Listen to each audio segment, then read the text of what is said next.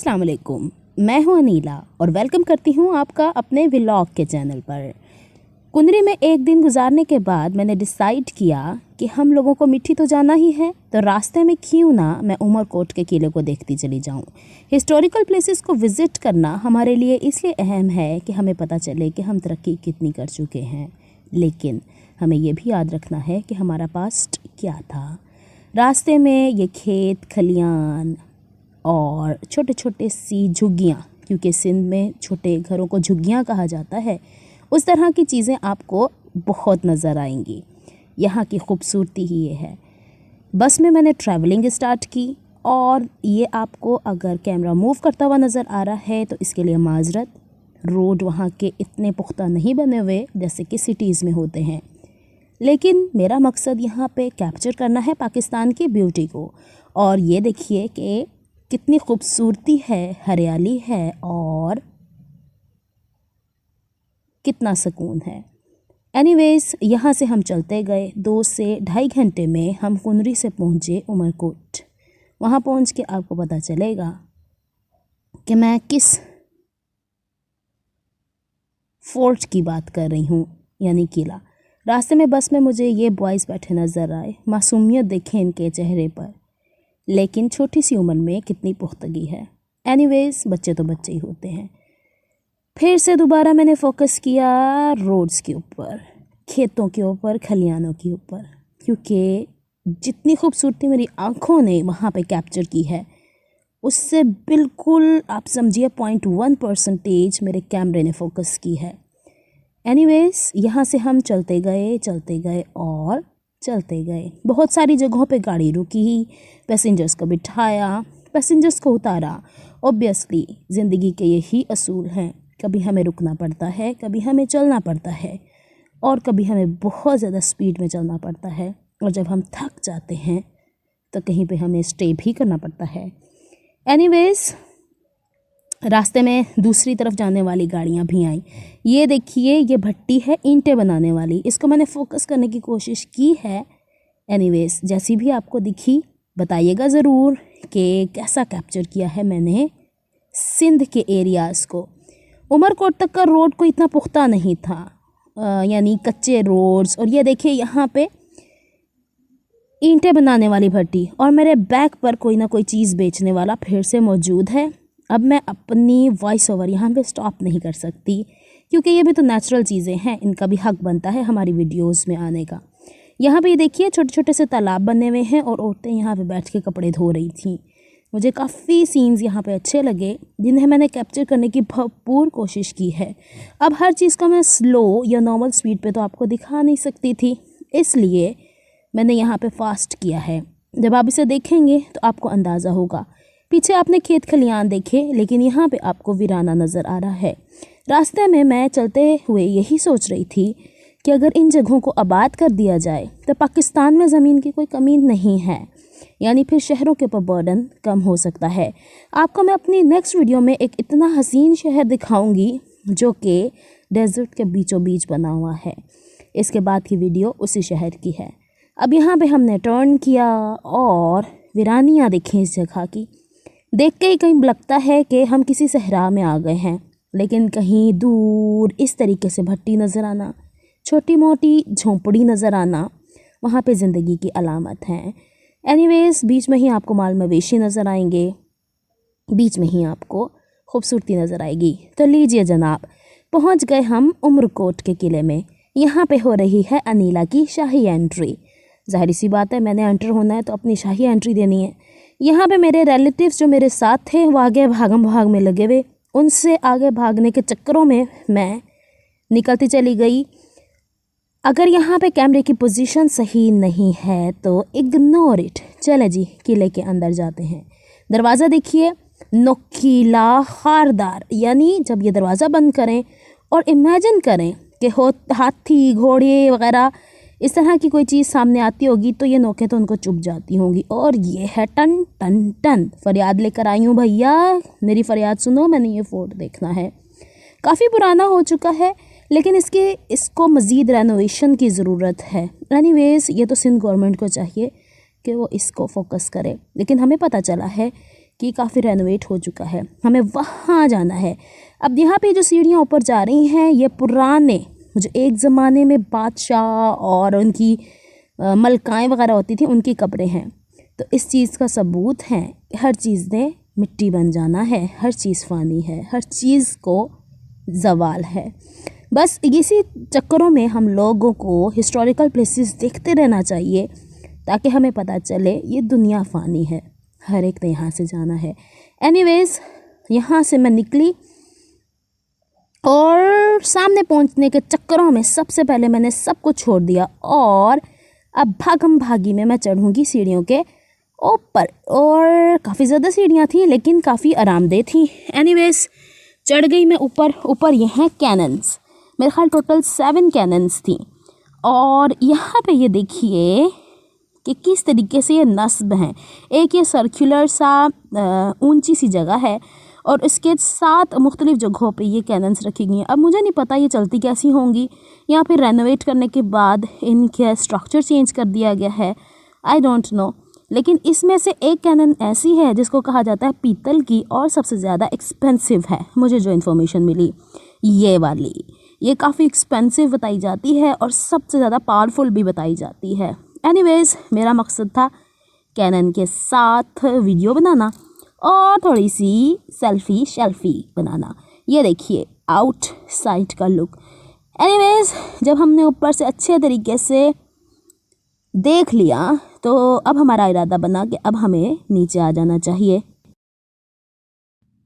ऊपर से ही मैं आपको दिखा रही हूँ ये सारे का सारा लुक उमरकोट का। अब मुझे नहीं पता, इसके अलावा तो मेरा यहाँ कहीं कोई रिश्तेदार था नहीं जिसके घर मुझे जाना है। मैं तो जस्ट ये फोर्ट देखने के चक्करों में आई थी। जब मैं नीचे आई तो ये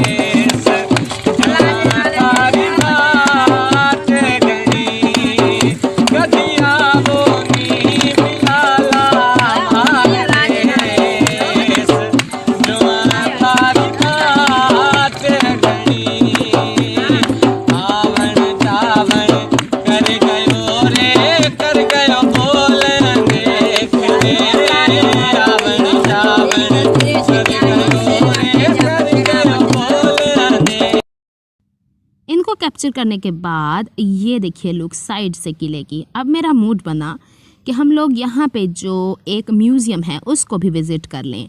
यहाँ पे हम चलते जा रहे हैं और चलते चले जा रहे हैं। देखिए रेगिस्तान की मिट्टी।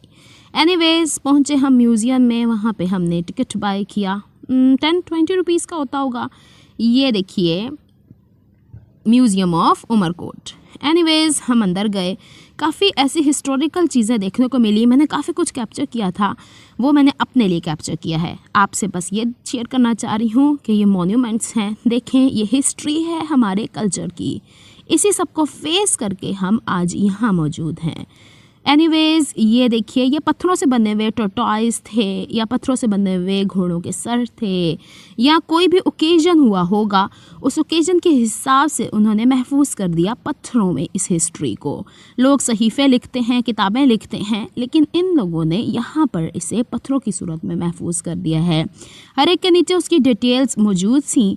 मैंने पूरी एक वीडियो बनाई है, लेकिन फिर मैं बता रही हूँ कि कुछ चीज़ें मुझे अपने पास महफूज करने का भी शौक़ है। अगर वो पूरी वीडियो मैं यहाँ पे अपलोड कर दूँगी, यू विल बी बोर।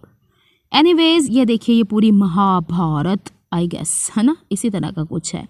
अगर मैं गलत हूँ तो माजरत, लेकिन ये पूरी एक लड़ाई लड़ी जा रही है और पत्थरों पर मुजस्समों की सूरत में इसे महफूज कर दिया गया है। और यहाँ पर भी देखिए भगवान, और ये शैडो मेरा दिख रहा है शीशे में। और मेरा मकसद यहाँ पे मेन चीज़ ये ज्वेलरी दिखाना था, औरतों की पसंदीदा। यही ज्वेलरी दोबारा से इन है। एनीवेज़, ये सारी की सारी चीज़ें थी, ये सारी की सारी ज्वेलरी। किसी वक्त किसी शान और शौकत के साथ इनकी औरतें ये ज्वेलरी पहनती होंगी, लेकिन अब देखें ये म्यूज़ियम में महफूज हैं। लेकिन सेम यही ट्रेंड्स दोबारा से आए हुए हैं भाई आजकल तो फैशन में। जो औरतें ये वीडियो देख रही हैं उन्हें तो अच्छे से पता है कि अफ़गानी कल्चर जो है वो दोबारा से इन है। ये औरत की तस्वीर मुझे बड़ी प्यारी लगी और यहाँ पे पिक्टोरल वे में यहाँ की हिस्ट्री को महफूज किया गया है दिखाने के लिए। और ये एक छोटा सा म्यूज़ियम साइड पे बनाया हुआ था जिसमें दिखाने की कोशिश की गई है कि एक बादशाह खड़ा हुआ होता है, उसकी कनीज़ खड़ी हुई होती है और अल्लाह जाने कौन सा ऐसा काम है कि ताली बजाना चाह रही हैं कि किसी को कोई ऑर्डर देना चाह रही हैं। एनीवेज, गला मेरा ख़राब है, बोलते बोलते बोलते बोलते मैं थक जाती हूँ। अगर आवाज़ ऊंची नीची हो गई तो उसके लिए भी माजरत। कर्टन्स देखें, बस एक इन्होंने पूरा बैकग्राउंड दिया हुआ है कि ये कल्चर हुआ करता होगा बादशाही दौर में। आजकल भी ऐसा ही ना भाई, सिंध के अंदर अंदरूनी कल्चर जो वडेरों का होता है वो ऐसा ही होता है। इसके बाद हम दूसरे रूम में गए तो वहाँ पे कुछ इस तरीके से पुरानी यादाश्तें लिखी हुई थी किताबों की सूरत में। ये देखें, तलवारें और मशकीज़े जो जैकेट्स होते हैं और तहरीरें इस तरह से महफूज की हुई हैं फ्रेम्स में। यहाँ पे गन्स हैं बड़ी से लेके छोटी तक, अगर नहीं भी चलती तो उठा के सर पे मारो किसी के।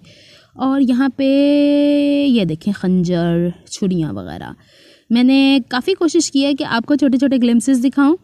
इसके बाद ये कुछ खतूत जो बादशाह लिखते होंगे एक से दूसरे को, और ये कॉइन्स, और ये देखें बैक के ऊपर सब कुछ। मेरे ख्याल में ये कोई मेटल है जिसके ऊपर नक्श करवाया गया है। ये तस्वीरें हैं, मैंने तकरीबन हर एक की पढ़ के भी देखी थी। जो मुग़ल बादशाही का दौर गुज़रा है इस पूरे बड़े सग़ीर पाक व हिंद पर, ये उसकी हिस्ट्री भी यहाँ पे महफूज है काफ़ी हद तक।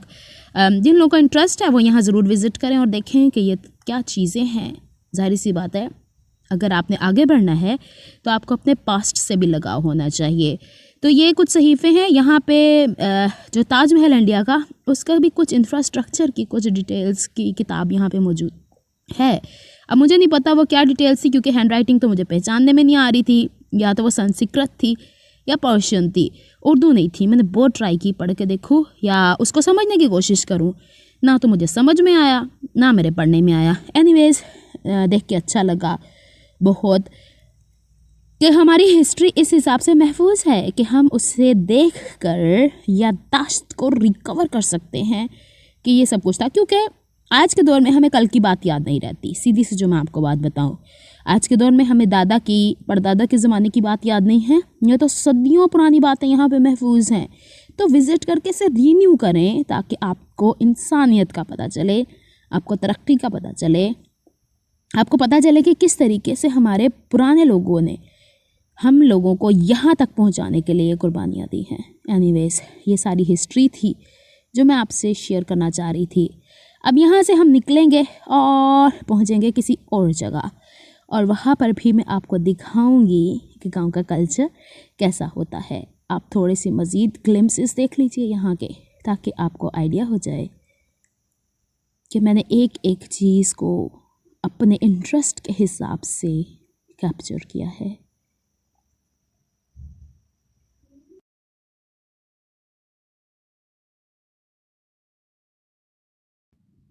और ये है बाहर का रूम। और जब हमने अंदर देख लिया तो हमें लगी थी भूख। साथ में मैं थोड़ा बहुत लंच लेकर आई थी, फैमिली के साथ बैठ के वो खाया, क्योंकि आगे का सफ़र फिर से 4 से 5 घंटे का था।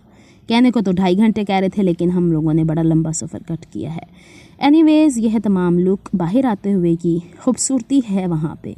लेकिन एक चीज़ जो हकीकत है, हिस्ट्री है वहाँ पर। हिस्ट्री को हमें एक्सप्लोर करना चाहिए और आगे बढ़ते रहना चाहिए। तो अब ये सब कुछ देखने के बाद फिर मैं फैमिली मेम्बर्स को पीछे छोड़ के आगे भागती चली आई। तुम लोगों ने फिर वीडियो में आ जाना और मुझे फिर भाग के दोबारा से वीडियो बनानी पड़ेगी। तो ये है वो रास्ते।